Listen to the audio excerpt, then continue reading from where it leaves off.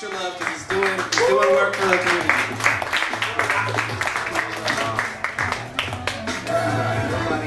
What's up, everybody? Hello, hello.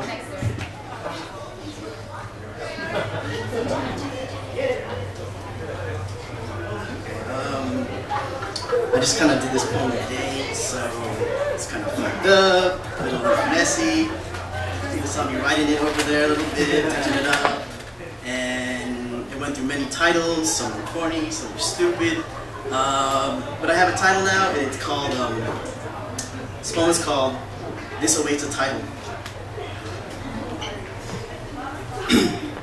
Upon many revisions, this poem issues warnings of not to identify, but to see, think, do something.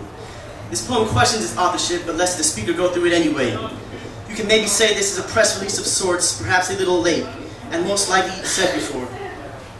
This is not an I am poem, this is an or a I speak for them poem. This is symphonic guitar riffs and the dialogues of ones and twos. This is looping speech layered over speech. This is unspoken speaking through the speaker. This is a broken poem, one that needs healing. The speaker knows it. The speaker knows the poem.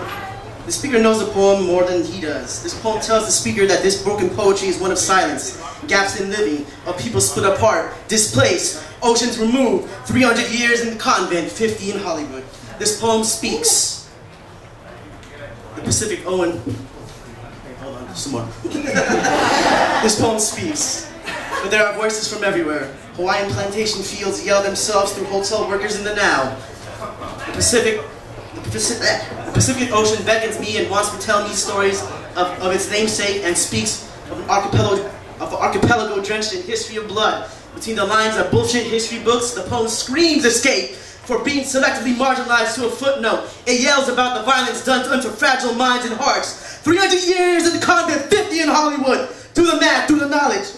Their knowledge be worth you, echoing throughout generations, formulating mindsets, internalized self-loathing, sad investments in skin whiteners, assimilations of Americans, knee-jerk patriotism, first rifles and school teachers. The history's written, but it's definitely still writing you and I.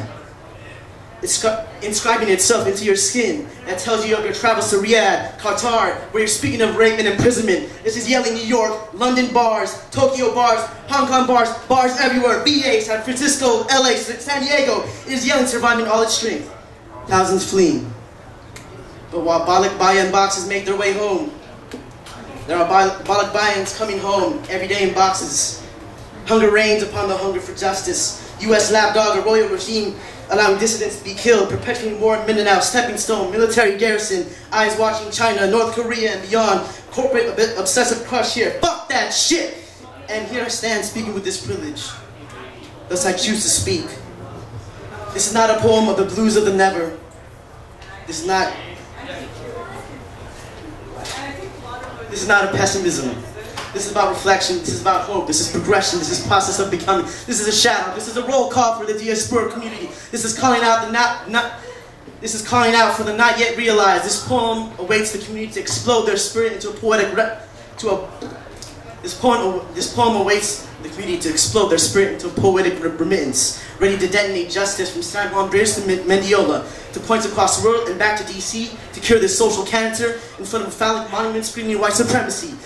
This shall be manifested in sound, to feet walking, running, to be fists rising, to be kissed, to be a song, a protest, another poem written, read, spoken out loud. Thus, this poem is authored by a million times over, and is laced with the voices of 1.5 million dead, the many unaccounted for, and those still surviving, and the ones still dying. And this is woven into your palms, dancing disoriented upon your lifeline, upon the rhythm reverberating from the beat within your heart, and throne awaits this history, crowned with something to kiss.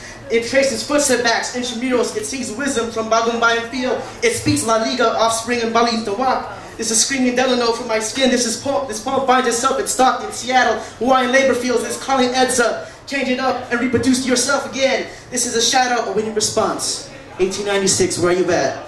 This poem is strong in its vulnerability, and it wants you to fix it. It wants you to enunciate your name.